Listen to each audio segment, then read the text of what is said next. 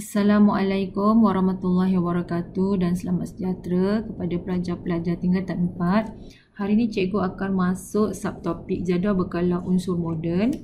Okey, jadi untuk hari ini cikgu hanya akan sentuh sedikit saja. Okey, cikgu tak boleh habiskan semua subtopik 8.2 ni sebab nanti kita punya video terlalu panjang.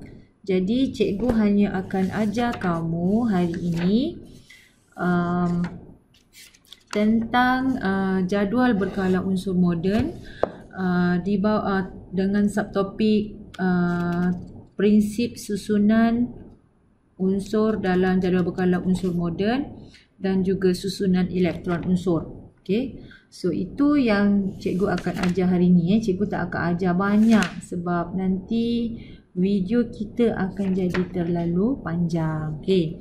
Jadi sekarang cikgu nak perkenalkan semula kepada kamu, ataupun kalau kamu dah belajar semasa tingkatan 1, cikgu nak ingatkan semula sedikit tentang kewujudan kumpulan dan kala dalam jadual berkala unsur moden. Okay. So dalam jadual berkala unsur moden ada kita namakan dia sebagai kumpulan, okey, ataupun kita katakan dia terus menegak ni sebagai kumpulan, dan satu lagi ada kala. Okey, kala ini adalah merujuk kepada, okey, kala ini dia merujuk kepada, tak nampak okey, so kala ini cikgu hanya point saja.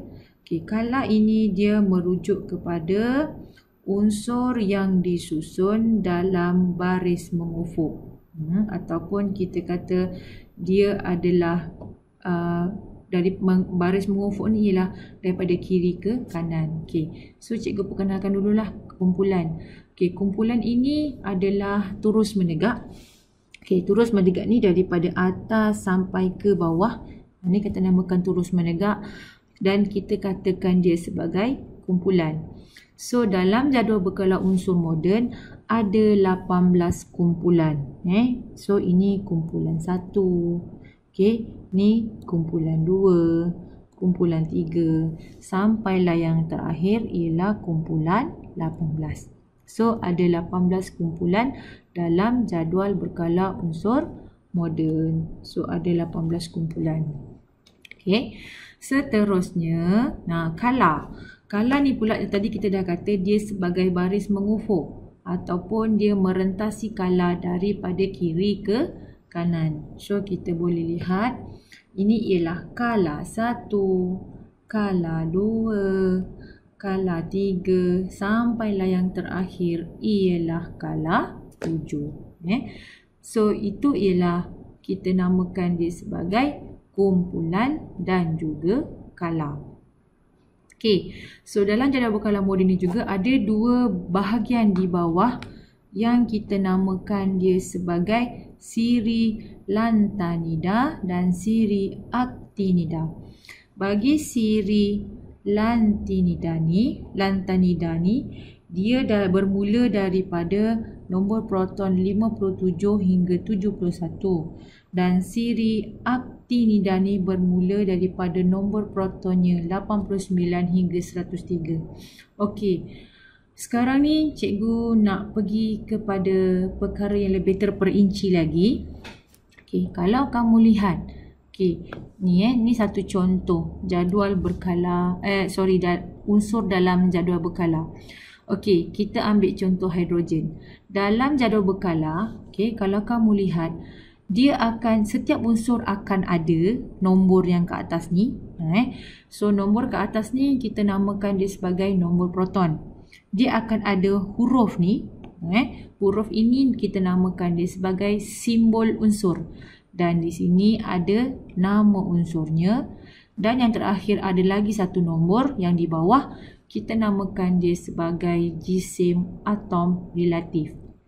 Jadi, kalau kamu tengok ni, dekat ni mungkin tak jelas. Jadi, kamu boleh rujuk pada buku kerja, buku teks kamu boleh lihat dengan jelas.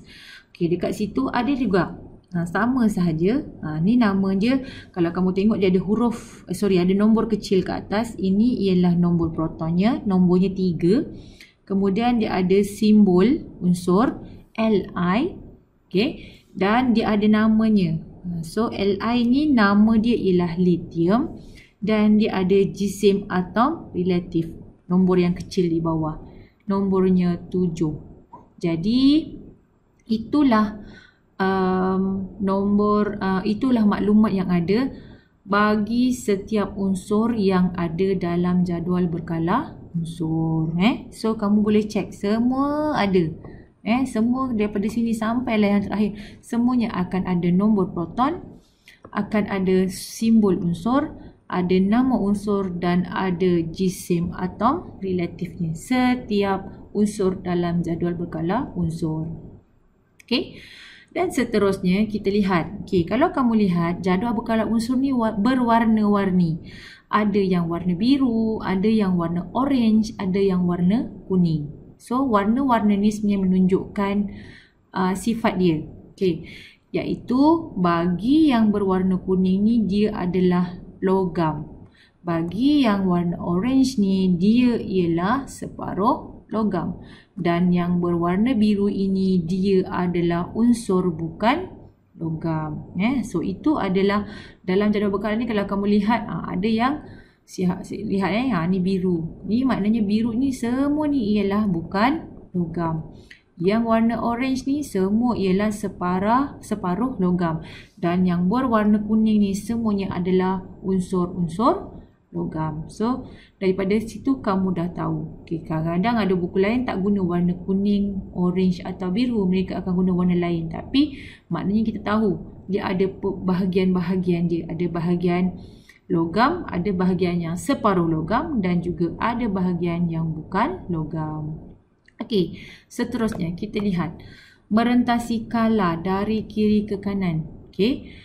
Apabila merentasi kala daripada kiri ke kanan, sifat kimia dan sifat fiziknya akan berubah beransur-ansur. Okey. Apakah dia sifat yang berubah tu? Okay, yang pertama sekali ialah sifat logam. Dia akan sifat logamnya akan berkurang dan sifat bukan logamnya akan meningkat. Maknanya daripada sebelah kiri ni, okey daripada sebelah kiri ni mula-mula dia adalah logam. Dia adalah logam. Okey, kemudian sampai ke kanan. Okey, dari kiri ni dia adalah logam. Kuning kan? So logam. Semakin ke kanan dia punya sifat logamnya semakin berkurang menjadi separuh logam dan akhirnya dia menjadi bukan logam. Itu maksudnya sifatnya beransur-ansur berubah, okey, daripada sifatnya sifat logam menjadi bukan logam. Okey, so itu maknanya perubahan daripada segi sifatnya, sifat logam dan bukan logam. Dari kiri ke kanan, kiri dia punya logamnya dia adalah bersifat logam, semakin lama semakin berkurang dan semakin ke kanan dia menjadi bukan logam. Seterusnya, perubahan sifat oksida. Okey, perubahan sifat oksida dia berubah daripada oksida base kepada oksida asid. Okey, oksida base menjadi oksida asid. Okey, seterusnya sifat kekonduksian arus elektrik semakin berkurang. Dari kiri ke kanan, kekonduksian elektriknya jadi semakin berkurang. So itu adalah apabila kita melihat unsur-unsur ini merentasi kala daripada kiri ke kanan. Okey, seterusnya prinsip susunan unsur dalam jadual berkala unsur moden. Okey, apa dia prinsip? Kita gunakan prinsip apa? Macam mana kita susun jadual berkala unsur moden ni? Dia disusun mengikut tertib menaik nombor proton dari kiri ke kanan dan dari atas ke bawah. Okey, so maksudnya macam mana? Maksudnya, okey, kalau kita lihat, okey, tak jelas tapi kamu boleh refer pada buku teks kamu. Penyusunannya daripada kiri ke kanan. Daripada kiri ke kanan. Sini ke sini. Lepas tu turun bawah. Kiri ke kanan lagi. Turun bawah lagi. kiri ke kanan. So sekarang kita lihat nombornya. Okey, kita lihat nombor proton bagi hidrogen ialah 1. Kemudian 2 helium. Turun ke bawah 3. Kemudian 4. Terus ke kanan 5. Kemudian 6, 7, 8, 9, 10. Dan bila pergi sini dia akan sambung pula 11 dan seterusnya sampailah habis. So susunannya mengikut tertib menaik nombor proton. Tu maksud tertib menaik nombor proton. Okey. Seterusnya, nombor proton ditakrifkan sebagai bilangan proton yang terdapat dalam nukleus sesuatu atom. Jadi maksudnya kamu mesti tahu bahawa proton ini bilangan proton ini dia terdapat di dalam nukleus. Okay, apa tu nukleus? Okay, kalau kita tengok susunan atom ni atom. Okay, so yang tengah-tengah ni kita namakan dia sebagai nukleus. Okay, dan ini kita namakan dia sebagai petala. Okay. Nukleus ini dalamnya mengandungi proton. Okay. Dalam petala ni pula dia akan mengandungi elektron. So kedua-dua ni ada di dalam atom ni. Cuma tempatnya berbeza. Proton berada pada nukleus dan elektron dia berada pada petala. So itu ialah macam mana di mana kedudukan proton di dalam suatu atom. Dia berada pada nukleus. Okey, so kita selesai dengan yang itu. Sekarang kita lihat pula susunan elektron. Okey, susunan elektron kita lihat sekarang. Kita telah tahu bahawa setiap unsur dalam jadual berkala unsur moden mempunyai nombor proton yang tersendiri. Okey. Setiap unsur dalam jadual berkala dia mempunyai nombor proton yang tersendiri. Okey, apa maksudnya? Maksudnya bila kamu tengok dalam jadual berkala unsur, kalau ada dua unsur yang berbeza, dia punya nombor protonnya mesti tak sama. Okey, contohnya macam ni. Okey, nombor proton bagi hidrogen ialah 1. Okey, nombor proton bagi helium adalah 2. So tak sama. Dia adalah dua unsur yang berbeza, maka nombor protonnya juga berbeza. Ini kita katakan dia sebagai identiti dia. Macam kita dengan adik-beradik kita, walaupun dia adalah adik-beradik dengan kita, tapi nombor IC kita dengan nombor IC dia tak sama. Okay, kita mempunyai nombor IC yang berbeza dengan adik ataupun kakak atau abang kita. Itu identiti dia. Dia tak akan ada dua unsur yang berbeza tiba-tiba nombor sama. Okay, hidrogen dengan lithium tiba-tiba nombornya 221. Tak, dia tak jadi macam tu. Hidrogen mesti nombornya 1, lithium mesti nombornya 3. So tak sama. Setiap unsur mempunyai nombor proton yang berbeza. Okay, kalau kamu tengok kat sini, dia bagi contoh kat sini ialah oksigen. Oksigen nombor protonnya ialah 8 dan magnesium nombor protonnya adalah 12. So oksigen dengan magnesium dia tak akan jadi nombor protonnya sama. Okey, so itu maksudnya. Okey, seterusnya bilangan bagi atom neutral. Bilangan protonnya adalah sama dengan bilangan elektron. Okey, macam tadi cikgu dah terangkan pada kamu bahawa, cikgu ambil contoh kat sini cikgu ambil contoh, cikgu ambil contoh unsur kat sini. Cikgu ambil contoh atom tu. Okey. Kalau kamu masih ingat tadi kat depan cikgu ada terangkan bahawa di tengah-tengah ni ialah nukleus. Okey, dekat tengah-tengah ni adalah nukleus. Okey, ni ialah nukleus. Okey. Dalam nukleus ada apa? Dalam nukleus ada proton. Betul? Dalam nukleus ada proton. Okey. Dan cikgu juga dah terangkan pada kamu bahawa dekat luar ni, dekat sini namanya ialah petala. Okey. So pada petala ni dia mengandungi apa? Ni ialah petala. Okey, petala. Dan pada petala siapa yang duduk? Elektron yang akan duduk. Okey. Pada petala elektron yang akan duduk. Okey, jadi bagi atom neutral, dia cakap tadi yang kita dah baca ke atas, bagi atom yang neutral, bilangan proton sama dengan bilangan elektron. Okey, kalau kita tengok kat sini, kita tak nampak kan? Kita tak nampak pun mana protonnya, tak nampak. Tapi secara automatically kita akan tahu bahawa dekat sini ada proton dan kita tahu berapa bilangan protonnya walaupun tak nampak. Macam mana kita nak tahu? Kita kira dia punya bilangan elektron. Kan dah cakap kan? Bilangan proton sama dengan bilangan elektron. Jadi maksudnya kalau dekat luar ni ada 10 elektron, maka protonnya pun kat sini ada 10. So sekarang dalam kes ni sulfur ada berapa elektronnya? So kita kira sama-sama.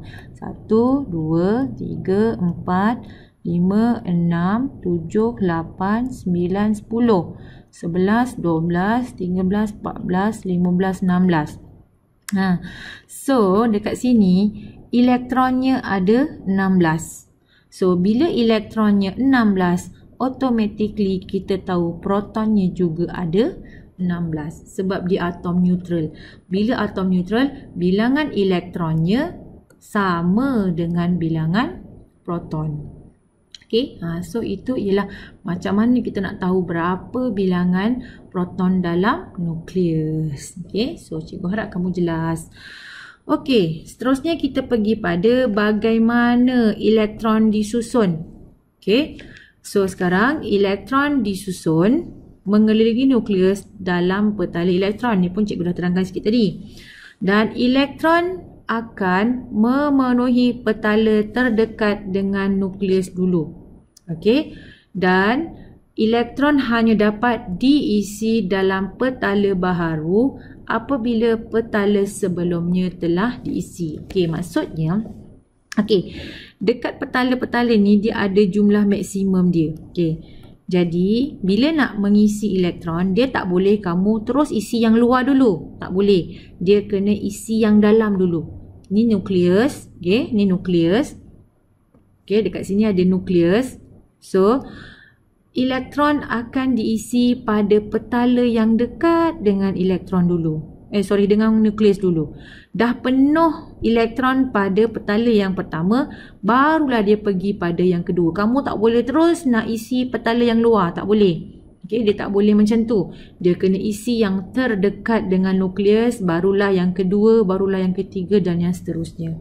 Okey, so itu cara mengisinya. Isi yang paling dekat dengan nukleus dulu, barulah pergi dah penuh, baru pergilah pada yang terluar. Okey, so kalau kita lihat kat sini, dia kata petala pertama maksimumnya boleh diisi dengan 2 elektron. Maknanya kat sini boleh isi paling banyak 2. Okey, dah penuh 2, barulah pergi yang seterusnya. Dah penuh 8. Okey, dah penuh 8 kan, ada 8. Barulah pergi pada yang seterusnya. Dia tak boleh terus isi yang luar. Okey, tetapi kalau kita lihat kat sini, bagi nombor proton 1 hingga 20. Okey, bagi nombor proton 1 hingga 20. Okey, dia punya elektronnya, okey, pada petala yang pertama maksimum boleh diisi 2. Kemudian pada petala kedua maksimum boleh diisi 8. Dan pada petala ketiga maksimum juga dia juga akan diisi 8 sahaja. Okey, maksudnya apa? Kalau yang awal tadi cikgu terangkan, cikgu kata pada petala ketiga dia patutnya boleh isi maksimum 18. Tetapi bagi unsur 1 hingga 20, kita jangan ikut rule yang ini. Jangan ikut rule yang ini. Kita kena ikut petala pertama isi 2. Petala kedua isi 8, petala ketiga isi 8. Ini khusus untuk unsur 1 hingga 20 sahaja. Bagi yang 21 dan seterusnya, kita ikut balik rule pengisian ataupun cara pengisian yang di atas. Ingat cikgu ulang sekali lagi. Bagi unsur 1 hingga 20, cara pengisian dia mesti penuhkan petala 1 dengan 2, petala 2 dengan 8, petala 3 dengan 8. Tapi bagi unsur 21 dan seterusnya, kita akan ikut yang di atas. Di mana petala pertama 2, petala kedua 8, petala ketiga 18. Okay. So itu ialah cara macam mana nak mengisi mengisi elektron dalam petala-petalanya. Okey, jadi cikgu berhenti dahulu sampai sini sebab cikgu rasa banyak sangat nanti kamu pun tak buat pun kan. Jadi better buat sikit tapi kamu siap. Jadi untuk topik ini cikgu nak kamu buat buku kerja kamu muka surat buku kerja muka surat 84, muka surat 84 dan juga buku kerja kamu muka surat 85. Okey. Itu sahaja untuk hari ini. Okey. Tengok video cikgu tak faham, ulang lagi, kemudian buat buku kerja kamu muka surat 84 dan 85. Okey pelajar, itu sahaja untuk hari ini. Selamat belajar. Terima kasih. Assalamualaikum dan selamat sejahtera.